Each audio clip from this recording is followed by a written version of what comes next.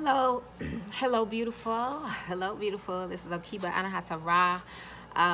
Excuse me, I just finished doing my workout, but I wanted to go ahead and do this Mama Monday video for you. I know it's a little later in the day, but I'm gonna go ahead and send it out. It just in dealing with some thoughts here that I wanted to share, and it's about homeschooling. It's about homeschooling, and just to share my thoughts on homeschooling, I look at homeschooling as definitely a choice, but as a type of last resort. I do believe that the school system should be a place where we're able to go to and to turn to teach our children.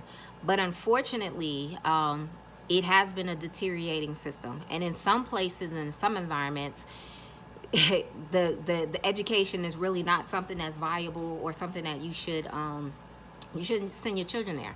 Now, it is any school is going to be a reflection. For the most part, it's going to be a reflection of the community. So that may be something else that you look at.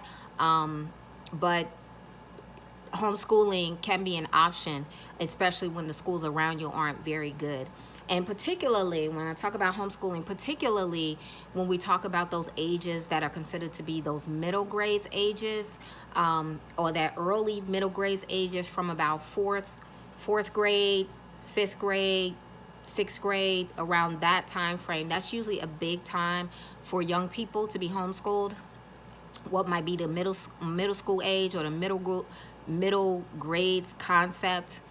This thing has, I mean, and forgive me for saying this, I was a middle school teacher, so I'm speaking from that perspective as being a mother of now a middle schooler. I had another middle schooler who, he's graduated from high school and everything. He's in college now, but from speaking on the side of both a teacher and a parent, I'll say to you that unfortunately a lot of these middle schools are really, as I'll say a quote from one of the education articles, it is a place where academia goes to die. Okay, a place where academia goes to die.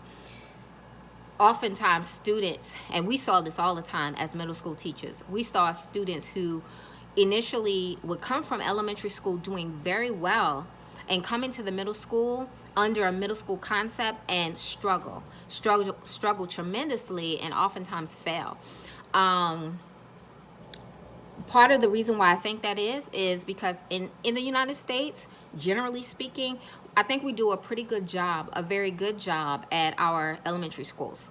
You know, many elementary schools thrive. Even if they are not located in very good communities, you can still find elementary schools that are quite good. I was a substitute teacher, and oftentimes in the Atlanta public schools, and I guess I shouldn't have to say any more when I say Atlanta public schools, but I was a substitute teacher at a time in those schools, and I went to a number of schools around in some of the worst communities. But some of those schools were tight. They were on point. And part of it, a big piece of it, is because the support systems are there. They're there. They're very good. And there are quite a number of evaluating tools that teachers use all along the way, starting in kindergarten. So they find those areas where students are struggling. They find those areas where there is support that's needed, and they pull out children for this subject at this time to work on reading, to work on math skills, to work on even things like their sight, their vision.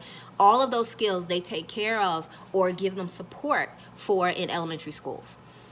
By the time middle school, and oftentimes parents are much more involved. If you see a conference night, which they don't even really do that anymore, right? They have this what they call it, curriculum night. They call it all of these other names now, but back in the day when we had open house and parent-teacher conference night, if you looked in the parking lot of many of the elementary schools, even the ones in some of the worst communities, you'll still see a parking lot that was kind of full. In the really good neighborhoods, it's nowhere to park because all the parents are coming out. But even in environments where it's not even the best neighborhood, you'll still find a lot of parents who came up there in elementary school. But by the time middle school comes around, parents, I don't know, they kind of like, well, they're a little bit older now. Sometimes oftentimes parents have a hard time dealing with the emotions and the hormones that their middle schools are going through, that their behaviors that they're expressing. Sometimes they become very difficult. And even I've heard a lot of parents say, well, I'm ready to get my life back. They'll say that. And we used to have to say as teachers, like, wait, don't give up on your baby yet. They're still young. They still really need you to be there with them. But that's what happens in middle school. And if you look at the parking lot, conversely, on conference night, you barely see anybody there. As a team of holding about almost 120 students, from 100 to 120 students, depending on how many are in your class, it can be 25 to 30. And those, I remember having 7 parents show up. As for our team, 7 parents, if you can imagine that, right? So, and this wasn't considered to be a bad school, but this is what typically happens with the middle school concept. So we don't see the same level of safety nets there with the children. We don't see the same level of parental involvement. And the idea, the middle school concept, it has continued to develop into this idea where academia takes a backseat to all of the social and emotional things, really the emotional things that the children are going through, and it becomes like a holding bin for the children during that year. Just hold them there, make sure they don't get hurt, make sure they don't hurt anyone, and just hold them there until they're ready to move on to maybe 8th grade. By that time, some of it sorted out, more of it sorted out, and then shift on to high school. And it isn't a surprise as to why a lot of districts in various states, I saw like Maryland, Pennsylvania, several other states that I'll have to put in the description. Several other states some time ago had decided to go back to a K-8 model, which is what we used to have in the United States. We had the K-8 model, and we had the K-6 model, and then there was a junior high.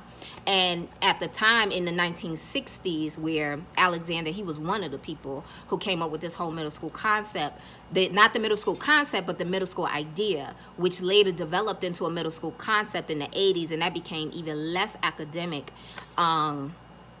But he came up with that idea because he felt that the junior high schools were too rigid and too focused on academics, and because this was in the 60s and such, and there was Sputnik and all of the race to success and everything, and so everybody was focused on that. And he felt that there should have been more emphasis on the emotional development of the middle school child, of that middle age group, and there should be more emphasis on the arts, et cetera, et cetera. Is emphasis on that in the other grades too. I'm not sure why that's a whole other part of the story. But my point here is that that is a critical age. And I'm not okay with allowing my child to just be in a holding pen for 3 years, and you will find that oftentimes it may be your child that starts to slip. I started seeing it with my son, and we started to see it, so we made that decision to pull our son out of school. Now understand, with all of this pandemic stuff going on, timeout, whatever term you want to use to call this, Wuhan, whatever, with all of that happening, that has impacted even more. That has impacted the children even more. So if you had never thought about taking your children at home, a lot of people were faced with having to homeschool their children. And I'm saying to you, you might want to continue to do that. You may want to continue to do that. You may need to continue to do that for your children, for their success. All right? Consider it. It's there are lots of resources. There are lots of options today to help you. You can get full online schooling, and you're there as a support system for your children, taking care of the disciplinary part of it. I like to come up with my own creative curriculum and look at it as to what the children are learning in school. But I always make it a point to, and then focusing on what they want to do in terms of what they want to do in life, what my son is interested in doing in his life, and try to channel some of his education towards that. Another big thing that I put in the education is focusing on our our laws, our country, knowing things about the Constitution and things about the rights. Y'all, look, that's a whole other day in Constitution. This is part of Constitution Week. Today is the 20th. From the September 17th through the 20th or 23rd is considered to be Constitution Week. And I think that is very important for, as U.S. citizens, to know things about your Constitution and to know things about your country. There are a lot of elements out there that want to push us into this mindset of hating the United States. And I'm not one of those people to do that. Listen, it is with reason why everybody's trying to come over here. People who are non-citizens are trying to come to this country. Don't let them make you think that your country is a terrible place. A country is made up of people and of laws, but we have a constitution in place that's one of the best that have been written. And so it's a part of us to be citizens who, if you can get very active, or you can do your part and live in that constitution and utilize the aspects of our constitution, of our laws, of the land, to live the kind of life that you want to. And so these are the types of things I teach my children, that they are not victims. They are not victims, and they can overcome situations. That has not always been my mentality. I will tell y'all, that has not always been my mentality, because I too got caught up in the whole everything about black and black suffrage and everything like that, and black suffering, I should even say. But I'm not on that anymore, because really, it's not 1960, and there are people who will make you think that we still live in the 1960s. You have more opportunities here than you will ever have anywhere else, than you have anywhere else, that anybody else has in other places. And no, it is not perfect. And yes, there are things that happen, but you have more ability to fight against that. You have more opportunities than you would have anywhere else. So I'm not a naysayer and speaking against my land, speaking against my home. My people have been here for generations. If you are an African American, the same is probably said for you too. These videos are for more than just African Americans, but a lot of times I direct it towards African American women. If you are an African American woman, you are part of the birth and the breath and the blood and the sweat and the tears of this nation. And don't be so quick to spit on it. All right, that's what I say. I know I went to other places, but it still ties into what I said about teaching your children at home, because nowadays the curriculum in some of these school systems that's being pumped and pushed is not in alignment with American values. It's not in alignment with even a sense of having a respect for the nation that you live in, having a respect for those people who fought so that we could have to be able to put up something like this, or to be able to talk. Do we really want to be like one of these other countries where people are almost like drones or fighting to get out of there, right? So that's it for now. This was longer than I expected for it to be, but I hope you get something from that. Teach your babies, teach your children at home. Let them stand and be strong citizens of their country. Don't let somebody else make you think that you need to hate your home, that you should hate your country. Meanwhile, while they coming over here trying to do other stuff to your country, right? All right, that's it for now. Be beautiful inside and out. This is OKeba Anahata Ra.